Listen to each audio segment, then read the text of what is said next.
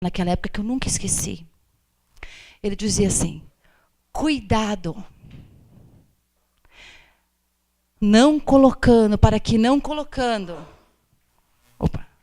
para que colocando o sinal fora, não coloque também aquele que nele está dependurado. Cuidado. Não basta, não é assim uma interpretação bíblica, uma interpretação de uma profecia, uma interpretação do que os outros estão fazendo comigo. As nossas interpretações são falhas. A nossa profecia é imperfeita. Nós precisamos depender de um outro. Que no caso do nosso fundador, dos nossos formadores, que vão nos acompanhando, nos orientando na sanidade da verdade. Depressa se joga fora aquilo que demorou-se anos para conquistar. Vocês veem na vossa também? Ao vosso redor? Cuidado. Seu sinal tem alguém.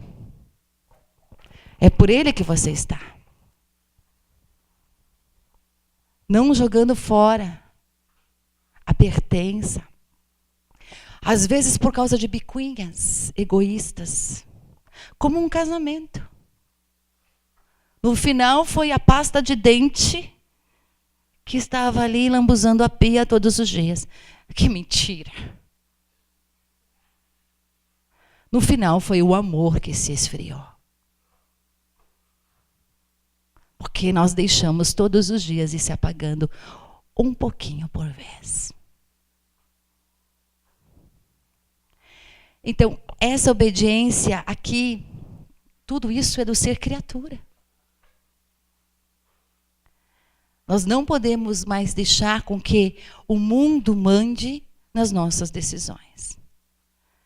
Porque o mal já entrou na igreja. Eu já li para você aquela leitura dos santos do cardeal Ratzinger. Não li aqui? Vou ler então. Estão preparados? Já que a gente está falando nessa questão da igreja, né? Na obediência a Deus antes. Estão preparados? Respira fundo. Ratzinger. Que nome bonito. A mim parece seguro que a igreja aguardam tempos muito difíceis. A sua verdadeira crise apenas começou. O futuro da igreja pode vir e virá também hoje, só da força daqueles que têm raízes profundas e vivem da plenitude pura da sua fé. O futuro não virá daqueles que só dão receitas. Não virá daqueles que só se adaptam ao instante atual. Não virá daqueles que só criticam os demais e se tomam a si mesmo como medida infalível. Tampouco virá daqueles que escolhem só o caminho mais cômodo, daqueles que evitam a paixão da fé e declaram falso e superado, tirania e legalismo, tudo o que é exigente para o ser humano, o que lhe causa dor e o obriga a renunciar a si mesmo. Não é verdade que o sofrimento também está sendo retirado de dentro da própria igreja? Se tirarmos a cruz, tiramos também aquele que está ali dependurado. Digamos de forma positiva, o futuro da igreja também nesta ocasião, como sempre, ficará marcado de novo com o selo dos santos. E, portanto, por seres humanos que percebam mais que as frases que são precisamente modernas, por aqueles que podem ver mais que os outros, porque a sua vida abarca espaços mais amplos. A gratuidade que liberta as pessoas alcançar-se-á só na paciência das pequenas renúncias cotidianas a si mesmo. As grandes palavras daqueles que nos profetizam, uma igreja sem Deus e sem fé, são palavras vãs. Não necessitamos de uma igreja que celebre o culto da ação em orações políticas. Ou podemos dizer hoje, orações ou ações relativistas. É completamente supérflua e por isso desaparecerá por si mesma. Permanecerá a igreja de Jesus Cristo, a igreja que crê no Deus que se fez ser humano e que nos promete a vida além da morte. Da mesma maneira, o sacerdote que só será um funcionário social pode ser substituído por psicoterapeutas e outros especialistas. Mas continuará sendo ainda necessário o sacerdote que não é especialista, que não fica à margem quando aconselha no exercício do seu ministério, mas sim que em nome de Deus se põe à disposição dos demais e se entrega a eles nas suas tristezas, suas alegrias, suas esperanças e sua angústia. O futuro da igreja também nesta ocasião, como sempre, ficará marcado de novo com o selo dos santos. Demos um passo a mais.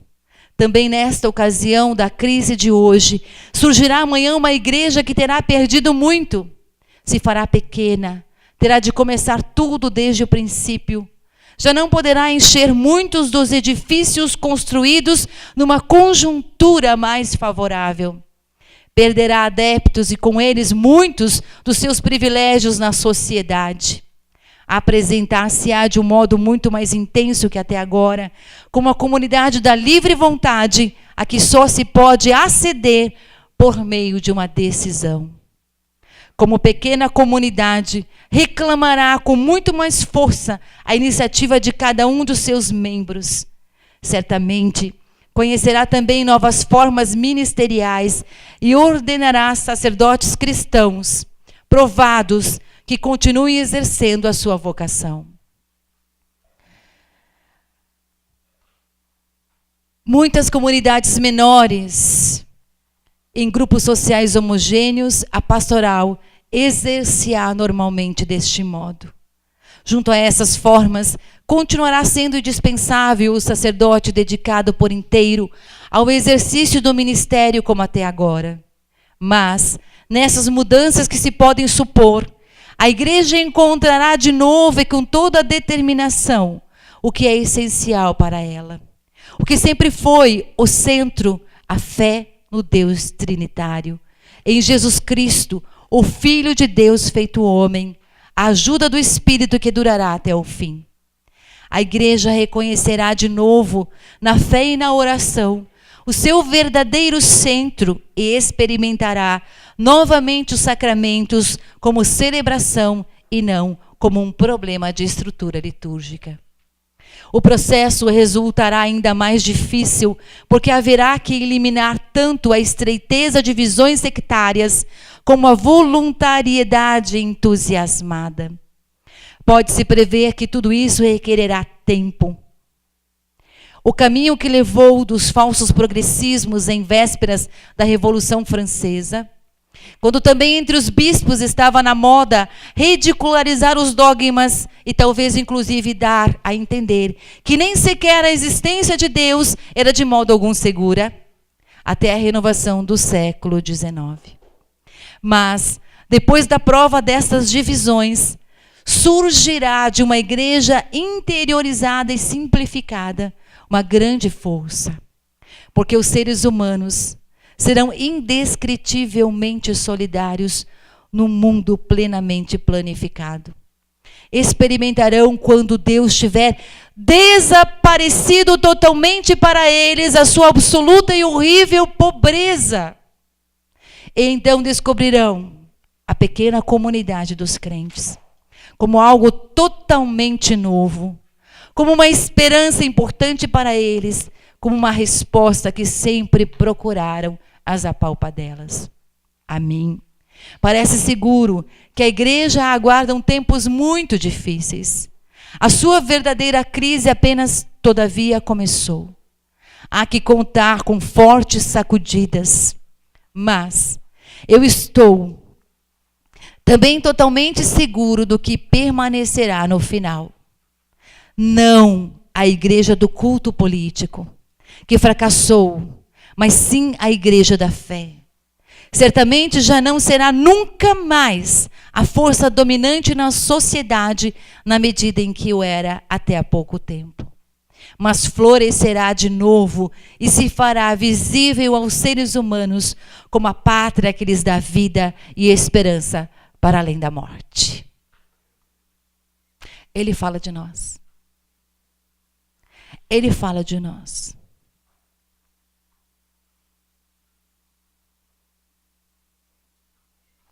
Então, quando Deus tiver desaparecido totalmente para eles, a sua absoluta e horrível pobreza, descobrirão a pequena comunidade dos crentes como algo totalmente novo. Ele fala de nós.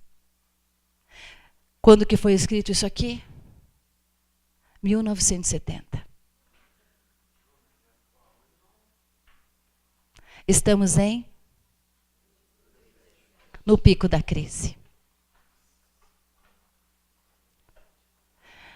Podemos ver de duas formas.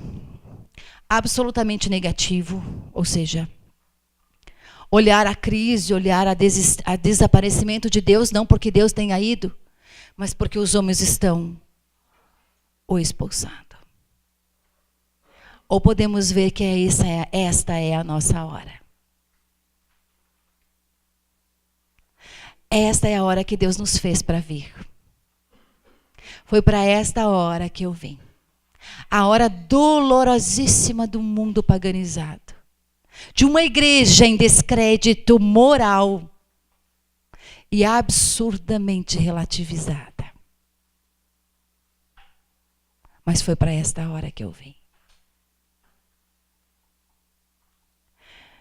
Encontrarei fé sobre a terra quando voltar? Qual é a nossa resposta? Se não for pela via da obediência, não. Porque tem coisas, gente. Tem coisas, tem sentimentos que surgem dentro de nós, que nos tornam monstros.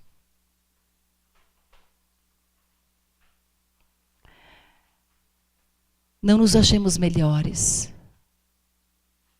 mas se não for pela obediência, não perdurará a fé. Abraão obedeceu pela fé. É porque creu. A benevolência divina de Deus não pode vir mal nenhum. Mas tu não sabe o que aconteceu na minha casa. Não foi Deus que fez isso. Você olha o mundo. Não é Deus que faz isso.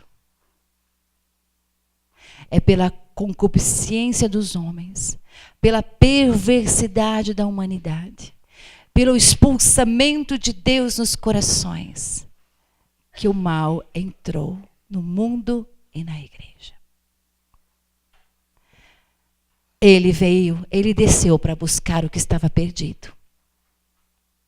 Ele desceu, ele mandou o seu Espírito nos tempos, no século 20, 21, para gerar carismas, para buscar os filhos mortos e torná-los vivos.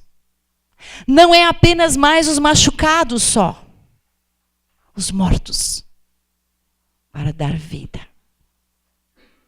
Os ossos secos, para dar carne, para dar humanidade, porque hoje já não se tem mais humanidade. E para gerar vida. Essa é a missão de todos os carismas. De Deus não pode. A obediência bíblica, motivos para obedecer, dele não vem mal nenhum. Você quer obedecer ao demônio? Sabe que a gente obedece muitas vezes o demônio? Esses dias eu me assustei. Quando a gente fica aliciando aqueles pensamentos que a gente viu ontem, a gente se aninha ao demônio. É fácil. É muito fácil.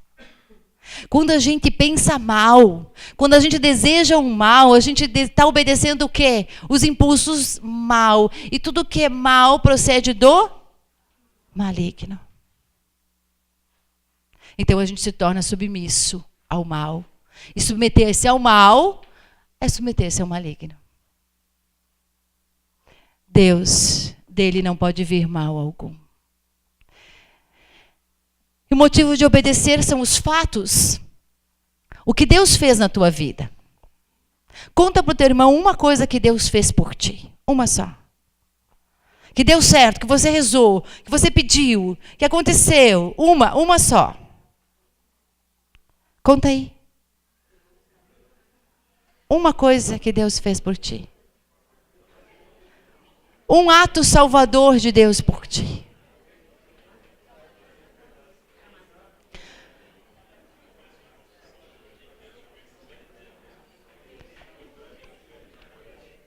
Quando nós obedecemos, dá certo. Quando Moisés obedeceu e colocou aquele cajado no mar, o que aconteceu? O que aconteceu? Quando Moisés obedeceu e bateu na rocha, o que aconteceu?